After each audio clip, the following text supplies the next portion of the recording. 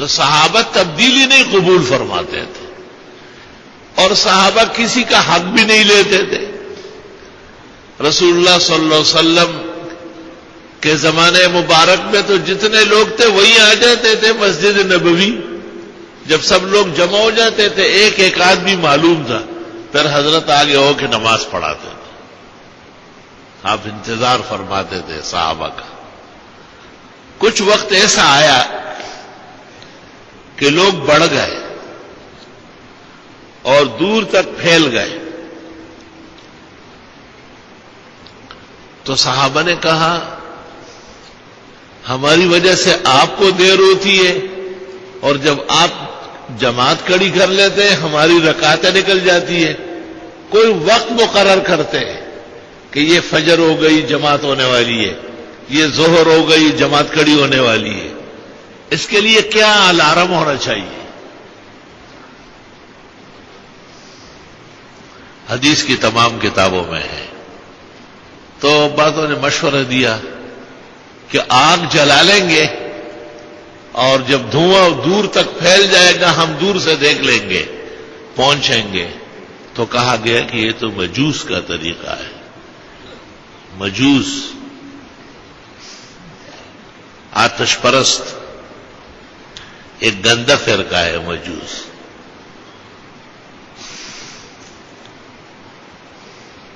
ہماری کتابوں میں لکھا ہے کہ اگر کافر مسلمان ہو جائے تو سابقہ رسوم پر اس کو چھوڑ دے، لیکن مجوس کو نہیں، کیونکہ وہ اپنی ماں سے نکاح کرتے ہیں. مجوس کے ہاں جب پہلا بیٹا پیدا ہو جائے تو دلہن کو اس کی ماں کو سیرے ڈالتے ہیں، تحفے لاتے ہیں کہ دوسری شادی مبارک خاوند آ گیا. اور اس کا باپ جو ہوتا ہے دوست اس کے ساتھ لپٹ لپٹ کے روتے ہیں کہ اے افسوس آپ کی بیوی ہاتھ سے نکل گئی، اس کا خاوند آ گیا. ایسا پلیت اور گندا مذہب ہے مجوس، آتش پرست. اور بھی بہت باتیں ہیں لیکن آپ کا پریشان نہیں کرنا چاہتا. فرمایا کہ یہ آگ واگ جلانا اور اس کا پوجا کرنا، اس کو مذہب کی روایت سمجھنا، یہ تو مجوس کا طریقہ ہے، چھوڑو اسے. پھر کہا گیا کہ کوئی گھنٹہ بچایا جائے، گھنٹہ ٹنگا ٹنگا ٹنگا ٹنگا ٹنگا. کہ یہ تو یہود کا طریقہ ہے اور عیسائیوں کے طریقے ہیں. ان کے ہاں چرچوں میں اور مذہبی جگہوں پہ گھنٹال بجتے ہیں. دہلی میں میں نے دیکھا چاندنی چوک میں گڑوں گڑوں. میں نے پوچھا یہ کیا ہے؟ یہ ہندوؤں کے مذہبی وقت ہو گیا. اے تیرے پیو گائے کا پیشاب اور سجدہ کرو پتھر کے بنائے ہوئے کا اور عبادت کرو گھڑیال سے، گھنٹال سے. بلکہ تو کوئی فیصلہ نہیں ہوا اور وقت پورا ہو گیا، مجلس ختم ہو گئے. دیکھو کیسے زبردست مذہب اور دین ہے. پیغمبر موجود ہے اور صحابہ مشورے دے رہے ہیں، کوئی مشورہ کارگر نہیں ہوا. کسی مشورے پر آپ رضامند نہیں ہوئے کہ بھئی نماز کے لیے لوگوں کو بلانے کا کیا طریقہ ہوگا. عبداللہ ابن زید ابن عبد ربہ صاحب الازاد ایک صحابی ہے. اس نے خواب دیکھا. خواب میں دیکھا کہ ایک آدمی کے پاس دف ہے، دف وہ جو بجتا ہے. تو یہ ان کو کہتے ہیں کہ یا ہاذا اتبیع ہاذا، بیچنا نہیں. اس نے کہا اس سے کیا کرو گے؟ کہا انادی بہ الی الصلاۃ، لوگوں کو نماز کے لیے پکاروں گا. دف بجا کے نقارہ اور لوگ آ جائیں گے. انہوں نے کہا الا ادلک علی خیر منہ، اس سے بہتر بتاتا ہوں. اس نے اس کو باقاعدہ اذان کے کلمات تلقین کیے کہ جب لوگوں کو بلانا ہو کسی اونچی جگہ کھڑے ہو کے ایسا پڑھ لو، اللہ اکبر اللہ اکبر 4 مرتبہ، اشہد ان لا الہ الا اللہ 2 مرتبہ، اشہد ان محمد رسول اللہ 2 مرتبہ، حی علی الصلاۃ 2 مرتبہ، حی علی الفلاح 2 مرتبہ، اخیر میں پھر کہ اللہ اکبر اللہ اکبر لا الہ الا اللہ۔ اقامہ بھی اس نے سکھایا ہے۔ یہ شخص رسول اکرم صلی اللہ علیہ وسلم کی خدمت میں آیا اور آپ کو کہا کہ حضرت مجلس کے بعد میں نے ایک خواب دیکھا ہے، اور اپنا پورا خواب سنایا۔ آپ نے فرمایا تلک رؤیا صالحہ، ابو داؤد میں تلک رؤیا صادقہ، بالکل سچا اور بہترین خواب دیکھا ہے۔ وذالک الملک نزل من السماء علمک التعظیم، یہ فرشتہ آیا تھا اور آپ کو اذان سے کہا گیا، یہ خالص فرشتہ تھا اور اذان تعلیم کی، اور آپ نے کہا کہ آپ کا بھائی بلال، یہ آواز بہت اچھی ہے اس کی، اس کو سکھاؤ۔ بلال رضی اللہ تعالیٰ عنہ کو اذان کے کلمات تلقین کیے اور فرمایا کہ وہاں جا کے اونچی جگہ پہ کھڑے ہو کے اور انگلیاں کانوں میں ٹھونسو۔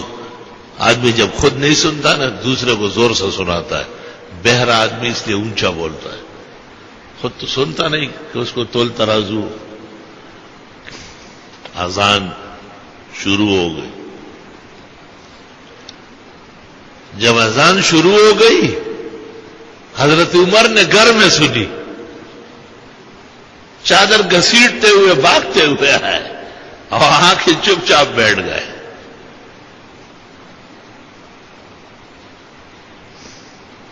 ایک روایت اس طرح ہے کہ جب خواب مکمل ہوا اور آپ نے اس کو کہا کہ یہ فرشتہ تھا اور آپ کو اذان سکھانے کے لیے اللہ نے بھیجا تھا،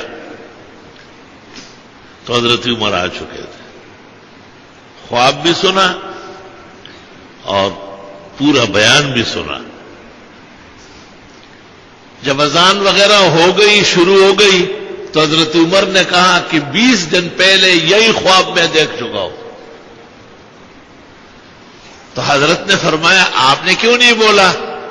کہا میرا بھائی فضیلت حاصل کرنے لگا تھا اور مجھے مناسب نہیں کہ اس کی فضیلت میں دخل دے، کسی کا حق وقت نہیں لیا جایا، کوئی حق وقت نہیں مارا کہ غلط بیانی ہے، جھوٹوں کی جھوٹی کہانی ہے۔ ایک اذان کی فضیلت عمر چھیننا نہیں چاہتے، کہتے میرے بھائی کو فضیلت اللہ نے دی ہے۔ اور عجیب بات ہے کہ اس صحابی سے پورے اسلام میں صرف اذان روایت ہے۔ اس کو محدثین کہتے ہیں صاحب التعظیم، وہ بزرگ صحابی جن کے خواب پر اذان شروع ہوئی۔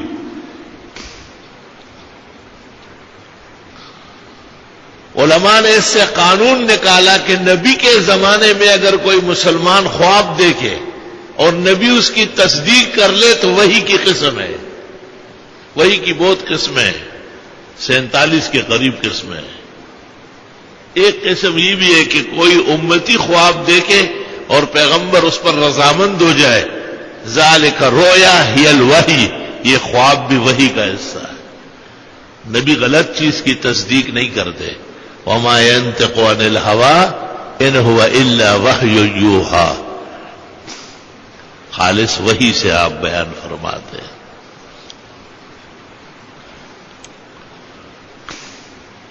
جو لوگ وہاں جا چکے ہیں مسجد نبوی مدینہ منورہ، اللہ تعالیٰ ایمان اور نیک اعمال سے بار بار نصیب فرمائے، وہ جانتے ہیں کہ حضرت کا کاشان نبوت محراب رسول سے بائیں طرف،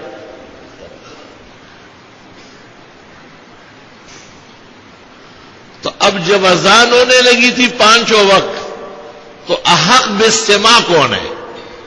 سب سے زیادہ سننے کا حقدار پیغمبر ہے، تو مؤذنوں کو حکم ہوا کہ بائیں طرف دے، محراب یا ممبر سے بائیں طرف اذان دے۔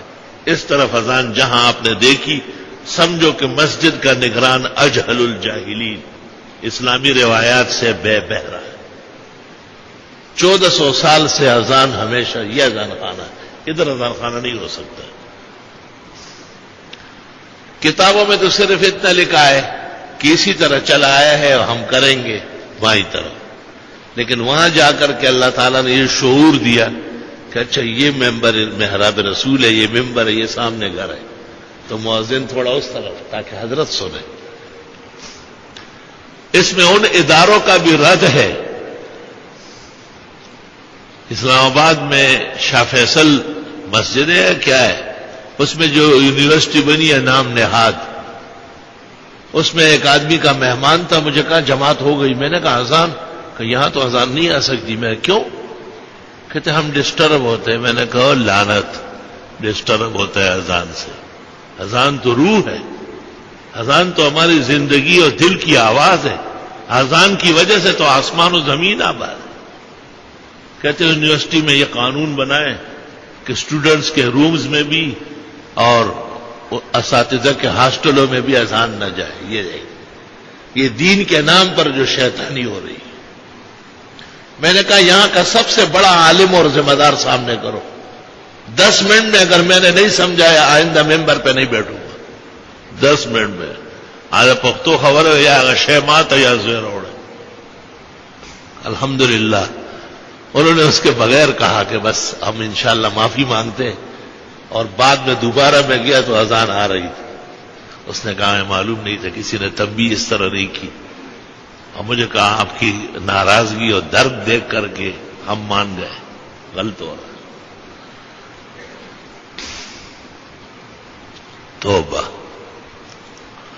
تو حضرت بلال رضی اللہ تعالیٰ عنہ جب بھی اذان دیتے مسجد نبوی میں، اور مکہ مکرمہ میں ایک اور صحابی ہے ابو محذورہ، وہ حرم کے مؤذن مقرر ہوئے، تو حضرت بلال تھوڑا سا ایسا بائیں طرف ہو کے اذان دیتے تھے، اور جب حضرت کو کہتے تھے اذان کے بعد گھر کے پاس جا کے الصلاۃ خیر من النوم، الصلاۃ خیر من النوم، حضرت نے ایک دن باہر آ کے کہا بلال نعم الکلمات، کیا بہترین کلمے ہیں، اجعلھا فی اذانک الفجر، موطا مالک، فجر کی اذان کے ساتھ ہی کہو تاکہ قیامت تک میری امت سیراب ہو جائے۔ تو فجر کی اذان میں الصلاۃ خیر من النوم شامل۔ یہ کلمہ پہلے حضرت کو سوغات کے طور پر پیش ہوتا تھا خصوصیت سے، آپ چونکہ رحمت للعالمین ہیں، آپ نے فرمایا کہ نہیں یہ سب لوگ اذان کے ساتھ ہی شامل کرو، اور چونکہ وہ وقت اذان کا تھا، فجر کا تھا، تو بس فجر کے ساتھ مخصوص ہوا، اور اس کے علاوہ کسی اور کے لیے اجازت نہیں۔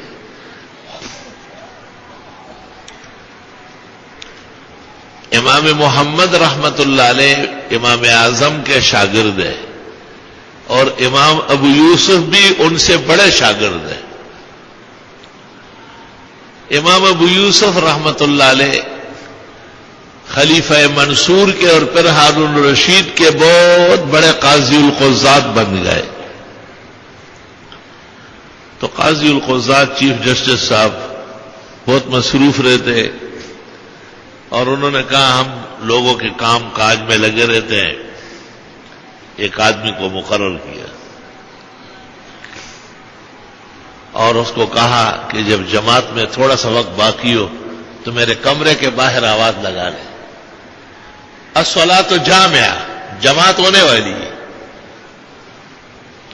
امام محمد ملنے آئے تھے، کہا یہ کیا ہو رہا ہے؟ مجھے جماعت کے لیے، آپ کو پتہ نہیں ہے کہ وقت ہو چکا ہے، اذان ہو چکی ہے۔